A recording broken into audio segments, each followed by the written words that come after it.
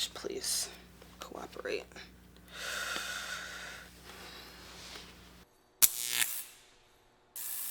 So today we're going to talk about my 5-star reads of 2025. At the time that I'm recording, I've read a total of 28 books, and I have rated 11 books 5 stars. Now you may be thinking that's quite a few books to rate 5 stars. However, I know what I like to read, so I tend to read the things that I like and that I'm pretty sure I will rate 5 stars. Also, 4 of these books were rereads for me, so they're books that I already know that I loved. But since I read them this year, I'm still going to include them in this list. The first book that I have here is Babel by R. of Kuang. This is actually a 6-star read, so it broke my scale. I think this is the very first book that I read in 2025, so my expectations for this reading year were really high. This book is basically about a group of friends, I'll say, who are students at Oxford, and it's a mix of historical fiction and fantasy, and it calls out the way that academic institutions play a major role in colonialism, and in this case, England or Great Britain colonizing China. This broke my scale for a lot of reasons. I obviously love research. I love reading dark academia and people like researching things. It also had a lot to do with language and the way that people translate things and how things get lost in translation. The magic system was also very unique. I will say it's not heavily invested in the fantasy of it all, but it was still like an underlying plot of the entire book. And also just the characters and their arcs and how they come to realize the positions that they're in as people of color, I guess, in this very white institution, and how their academic research and their knowledge is basically being exploited by this institution. So it's a really good book. I will think about this for the rest of my life. The next book we have is If Beale Street Could Talk by James Baldwin. This was a reread for me. I read this in like 2019 or 2020, but I couldn't remember what it was about. But this was a book club read for me, so I decided to reread it and rediscover what it was about. I rated it 5 stars the first time. I rated it 5 stars again. It's basically about Tish and Fonnie, their love story, but also the broader Black community dealing with mass incarceration, and the way that James Baldwin writes the story is very non-linear, which I always appreciate. And there are no chapters. There's like basically 2 parts, but the first part is about 75% of the book, and then the second part is the last half of it. But you just see the 2 of them and how they fall in love and what they deal with in their relationships, but also their family around them and how their family is really taking care of them as well. It's a really heartwarming story. It's obviously difficult. I think James Baldwin, from what I've read of him so far, will deal with a lot of difficult subjects. I always appreciate authors who can do that, and James Baldwin does it very well. The last standalone that I have is Razorblade Tears by S.A. Cosby. This book is about 2 fathers, Ike and Buddy Lee, in Virginia, I believe, and they are reckoning with the deaths of their sons. I cannot express how much I loved this book. I annotated so much of this. It deals a lot with grief and homophobia and racism, and it's a very contemporary story. At least in my experience, I've never seen media address the way that fathers or parents are dealing with their homophobia. I do think it's necessary that we explore that side of this conversation. S.A. Cosby also writes very vividly, and he just pulls you into the story, and it really feels like you're watching something on TV, which I love. I love when stories do that and they just bring me in, and I'm truly invested. He also kind of makes you sympathize with characters that you may not sympathize with when you meet them in person, and that challenged me a bit because Buddy Lee is a person that if I met him personally, I don't think I would like, but at some point in the book, I was just like laughing with him, and he's just that type of character that is clearly problematic. And part of it, it's like you need to unlearn it, but another part of it is he's like, this is just how I am, and I can try and grow. And I do think to some extent he does grow, and he starts to realize the ways in which he was wrong and how he treated his son. You do see him just grow a little bit. Of course, again, he's a white man from the South, so a lot of the times he's just stuck in his ways. I really appreciate this book because S.A. Cosby makes me feel for a character that otherwise, like in real life, I'd be like, please leave me alone. So S.A. Cosby, thank you.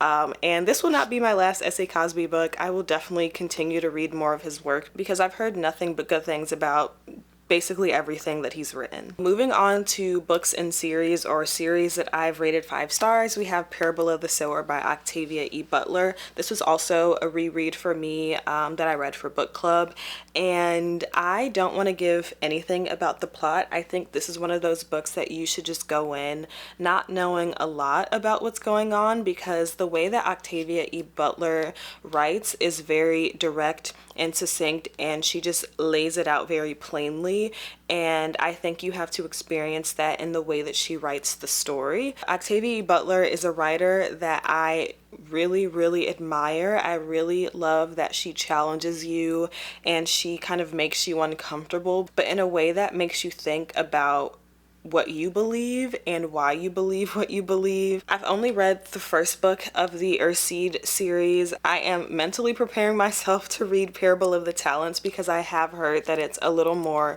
intense than Parable of the Sower, but I will eventually get to it. I know that for sure. It's just a matter of me being prepared for it because, again, Octavia E. Butler will challenge you and she will make you uncomfortable, but you are a better person after reading her. The next series that I have is the Legendborn cycle by Tracy Deonn. I ended up rereading the first 2 books because Oathbound came out in March and they were all 5-star reads for me. So I read Legendborn and Bloodmark sometime last year for the first time.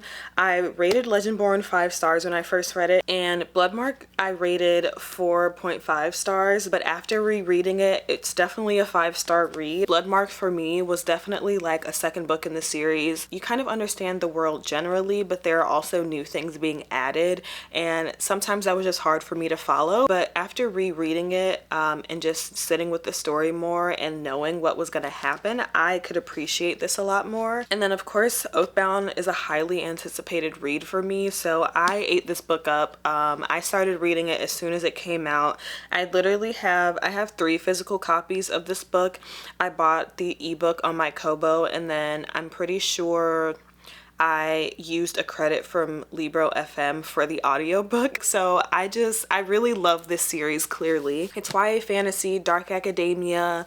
It deals a lot with like race and racism and being, you know, the only black girl in an all-white space. And Brie Matthews, our main character, is just dealing with the death of her mother and finding out about magic and her ancestry and all these things, and it's really good. I also had the pleasure of meeting Tracy Deonn when she was here in Chicago, and I just appreciated listening to her speak. And an author is good by the way that they write, but also when you hear them speak and you just know that they're knowledgeable, they know what they're talking about. I think especially when it comes to Black authors and writing Black stories, to me, I think it's very important that we know our history and what we're writing about and what we're reading about. It was just very apparent that Tracy Deonn knows what she's talking about. Also, when I read Legendborn the first time, it reminded me of like my teenage high school years where I was just reading a lot of YA fantasy and being invested in those stories and like giggling and kicking my feet up at all the like romantic subplots in them as well. So it just made me feel like a kid again. But it's also just such a great story, and I love everything about this. I'm scared for the last book, but I'm also very grateful for Tracy Deonn for giving us this series. So I am patiently waiting for the 4th book to come out. The final books that we have from series are the 5th season and the Stone Sky. These are the 1st and the 3rd books in the Broken Earth trilogy by N.K. Jemisin. Quite frankly, the entire trilogy would definitely break my scale in terms of the fantasy sci-fi series that I've read, but from my first reads, these were the 2 that I rated 5 stars. This is also a series that I think you should go in blind. I mean, literally the back of the 5th season, there's not even a synopsis on here. It just says, "This is the way the world ends for the last time. It starts with a great red rift across the heart of the world's sole continent, spewing ash that blots out the sun. It starts with death, with a murder of son and a missing daughter. It starts with betrayal and long dormant wounds rising to fester. This is the stillness, a land familiar with catastrophe, where the power of the earth is wielded as a weapon and where there is no mercy." And like, to me, Having read the entire trilogy, I'm like, okay, this gives away so much. But before I started reading this and just like trying to gauge what it was about, I was like, this tells me nothing, and I love that because I love going into books knowing very little. That's all I'll say about the plot, but the way that it's written, the world building, like everything about this trilogy is so fantastic. I will say the Obelisk Gate is not in this stack because I did rate it 4.5 stars. It's again second book in a series. I'm very confused. And I think because of the way that this world is very complex, N.K. Jemisin was adding a lot more to the world and the magic that it was, for me, it was hard to keep up, but the story was still great. The themes that it explores is still great. So that was the only reason why I rated it 4.5 stars. But I think if I reread it how I read the Legendborn cycle, I would appreciate it a lot more. I would catch all the things that I maybe missed that weren't fully explained. There's still more to the story, so they can't give you everything, and I think if I were to reread the entire trilogy, it would be a 5-star read for me. This entire trilogy is like taking over my entire brain, and I think about it so much, and I will not stop thinking about it until the day that I die, probably. And the final two books that I have here are nonfiction. The first is Let This Radicalize You by Kelly Hayes and Mariame Kaba. And then the second is Black Disability Politics by Sami. These are both two books that I read with my book club Freedom Readers. I probably won't say much about them. I think they're both great reads. I would definitely recommend this book if you are interested in activism and organizing. It really just explores a lot of the ways that activism and organizing can manifest itself. And there is a lot of advice and insight from both of the authors who are at least a decade, I believe, into their activist and organizing journeys. So I really appreciated that. And then Black Disability Politics is more history about Black disability politics in the United States, specifically within the Black Panther Party and the National Black Women's Health Project. This was more like history that I never really learned about, specifically about the Black Panther Party. I think a lot of the times we see more of their militant side, and then personally I've known about like their 10-point program, free breakfast program, stuff like that. But this talks about the later years of the Black Panther Party and their involvement with disability. And then I have never heard of the National Black Women's Health Project, so that was something new to me. This is a really great history of those things, but also bringing it into the contemporary world and how we can all be a part of Black disability politics and what it means to engage in this type of work. So I would highly recommend this as well. I also have a study guide on Substack that I break down some of the main points of it. So if you want to know more about what this is about, I would definitely say start there, but also just buy the book, read the book. It's really insightful. Those are all the books that I've rated 5 stars in 2025 so far. I've been having a really great reading year. I've really just been prioritizing titles and authors and topics and genres that I really genuinely enjoy, and I think that's why I have all of these books that I've rated 5 stars so far. But if you've made it to the end of this video, leave a comment below telling me your last 5-star read. It's like leaning. Please. Is this gonna be backwards? This is gonna irritate me. No, I think this should be fine. Usually I don't have that problem. I don't know. Dang.